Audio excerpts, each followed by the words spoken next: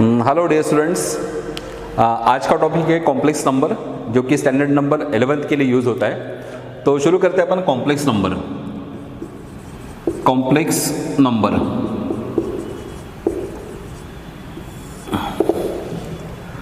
तो नंबर के दो टाइप्स होते हैं, एक तो रियल नंबर्स और दूसरा होता है इमेजिनरी नंबर्स। कॉम्प्लेक्स नंबर के लिए पहले अपन एक रियल नंबर्स के दो टाइप होते हैं, रियल नंबर और दूसरा होता है इमेजिनरी नंबर्स।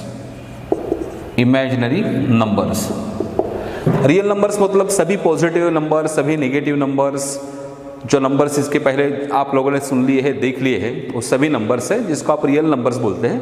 इमेजिनरी नंबर्स और रियल नंबर्स के मैं दो एग्जाम्पल देने जा रहा हूँ। फॉर एग्जाम्पल, एक मेरे पास इक्वेशन है, सपोज x² + 4 = 0। उसको मैंने बोला कि अगर कहा कि x की वैल्यू निकालो तो आप बोलेंगे सर x² = ये आता है, सॉरी x² - 4 = 0 दिया है, तो आप बोलेंगे x² = 4 आता है, देयरफॉर x = √4 और x = ये होगा ±2। तो ये सभी टर्म्स इसके पहले भी आप कैलकुलेशन कर चुके हैं। बट दूसरा अगर एग्जाम्पल देता हूँ, सिमिलर एग्जाम्पल, x² + 4 = 0। अब यहाँ पर होता है कि x² की वैल्यू कितनी आएगी, -4। अब आपको कहा गया है कि x निकालो तो आप बोलेंगे रूट में -4 है। ये अगर आपने ये अभी पहली बार यहाँ पर देखा है।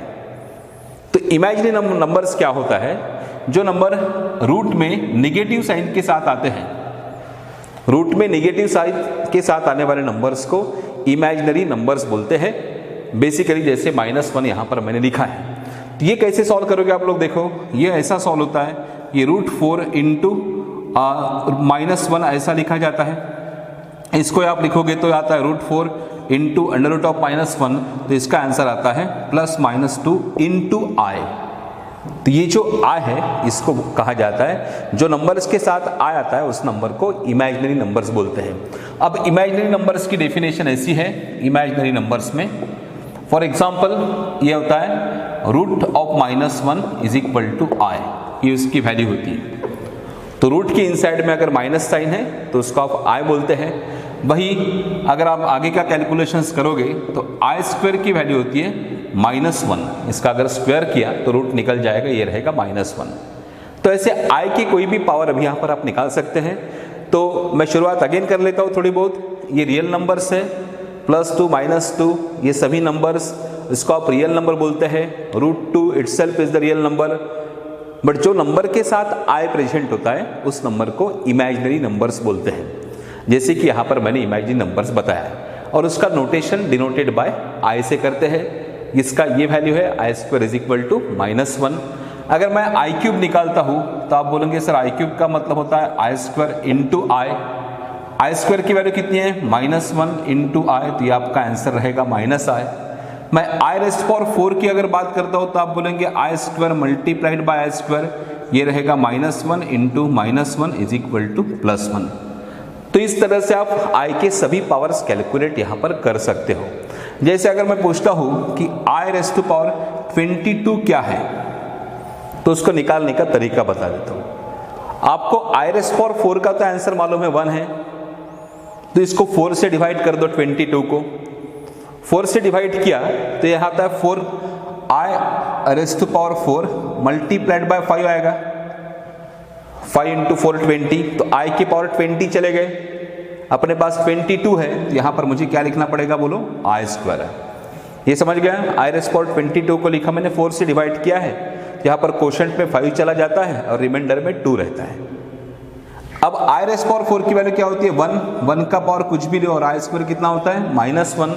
1 का पावर कुछ भी रहा तो आंसर 1 ही आता है, और 1 मल्टीप्लाइड बाय -1, दोनों मिला के आपका आंसर हो गया -1।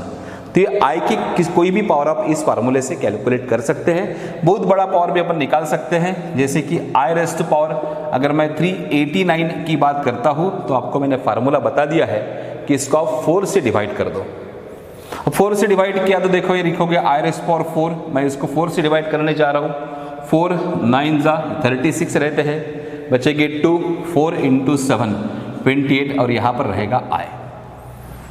ये कैलकुलेशन अगर करते हैं आप लोग, i⁻4 97, तो आता है 388 और इंटू 1 i बचेगा।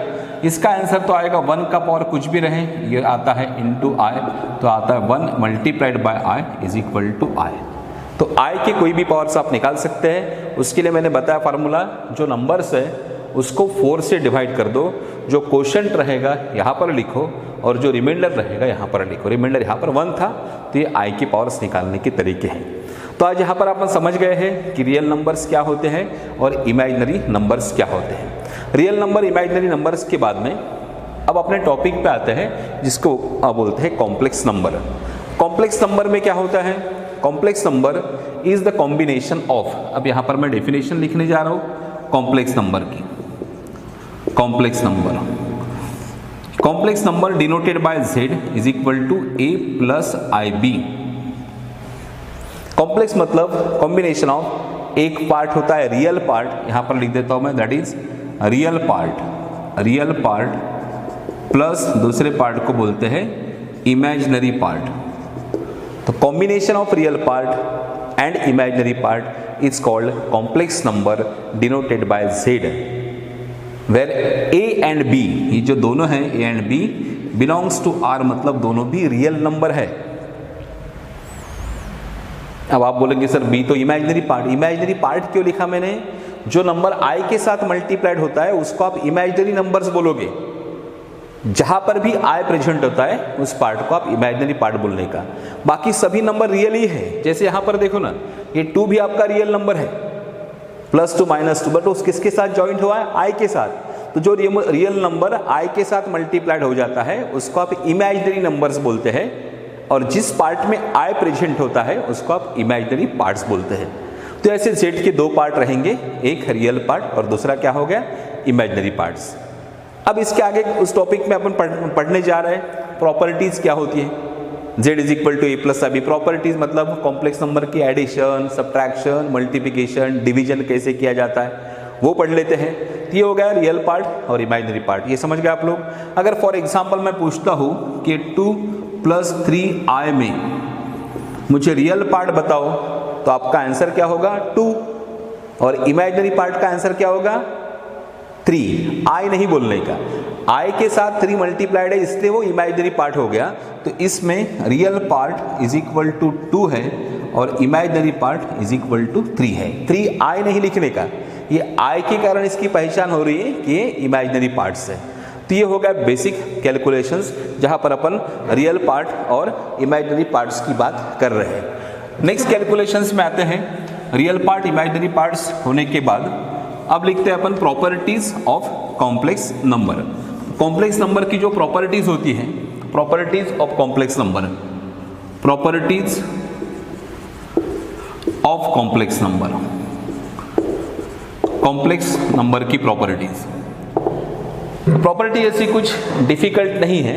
प्रॉपर्टीज में पहले आता है एडिशन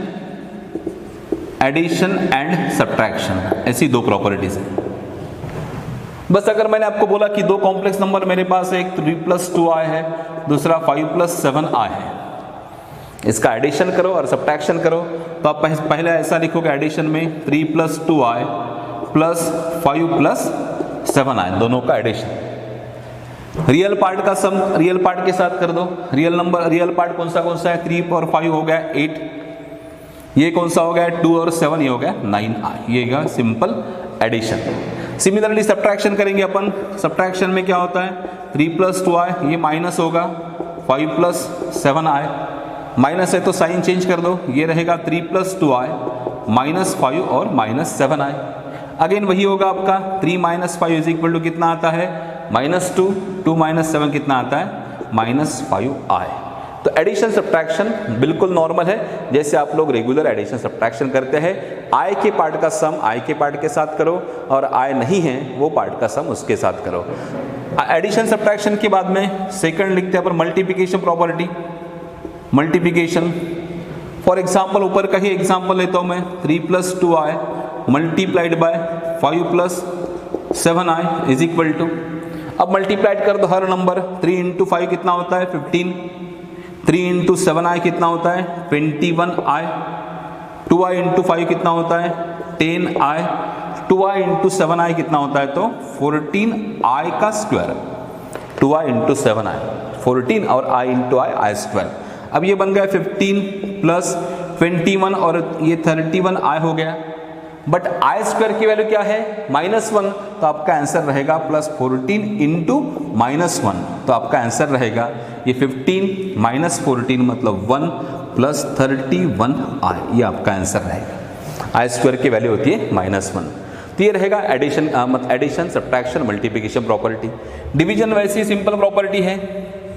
डिवीजन प्रॉपर्टी में क्या होता है, ये डिवीजन प्रॉपर्टी सेम कैलकुलेशन मैं डिवीजन में डाल देता हूँ। डिवीजन में रहेगा ऐसा लिखा आता है आपको 3 + 2i अपॉन क्या होता है 5 + 7i, ऐसे डिवीजन प्रॉपर्टी है। तो इसको क्या करना पड़ता है डिवीजन प्रॉपर्टी में, मल्टीप्लाइड करना पड़ता। किससे, इससे इसके कॉन्जुगेट से 5 - 7i मल्टीप्लाइड बाय 5 - 7i।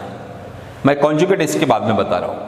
ये मल्टीप्लाइड करने पर ऐसा मिलेगा आपको 3 + 2i मल्टीप्लाइड बाय 5 - 7i, और ये मिलेगा 5 + 7i और 5 - 7i, ऐसा मल्टीप्लिकेशन मिलेगा। ऊपर कैलकुलेशन कर दो, 3 × 5 = 15, 3 × -7 = -21i, और ये रहेगा 10i, और ये रहेगा -14i का स्क्वायर, -14i का स्क्वायर।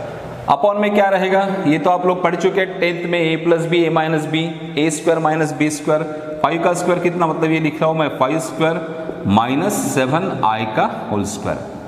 ये जाता है फिर कितना 15 -21 + 10 -11i, आई स्क्वायर बताया मैंने अभी -1, तो ये होता +14, ये रहेगा 25, और ये रहेगा -49 इंटू आई स्क्वायर।